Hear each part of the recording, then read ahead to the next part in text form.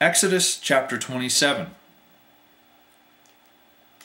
Build an altar of acacia wood, 3 cubits high, as it is to be square, 5 cubits long and 5 cubits wide. Make a horn at each of the 4 corners, so that the horns and the altar are of one piece, and overlay the altar with bronze. Make all its utensils of bronze, its pots to remove the ashes, and its shovels, sprinkling bowls, meat forks, and fire pans. Make a grating for it, a bronze network, and make a bronze ring at each of the 4 corners of the network. Put it under the ledge of the altar so that it is halfway up the altar.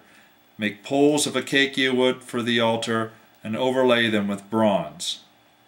The poles are to be inserted into the rings so that they will be on 2 sides of the altar when it is carried. Make the altar hollow, out of boards. It is to be made just as you were shown on the mountain.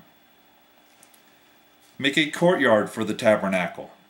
The south side shall be 100 cubits long, and it is to have curtains of finely twisted linen, with 20 posts and 20 bronze bases, and with silver hooks and bands on the posts. The north side shall also be 100 cubits long, and is to have curtains, with 20 posts and 20 bronze bases with silver hooks and bands on the posts. The west end of the courtyard shall be 50 cubits wide, and have curtains, with 10 posts and 10 bases.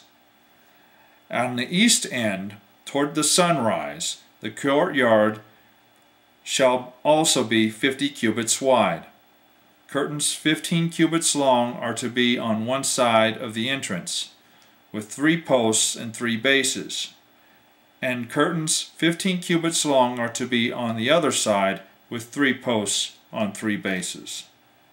For the entrance to the courtyard, provide a curtain 20 cubits long of blue, purple, and scarlet yarn, and finely twisted linen, the work of an embroiderer, with 4 posts and 4 bases.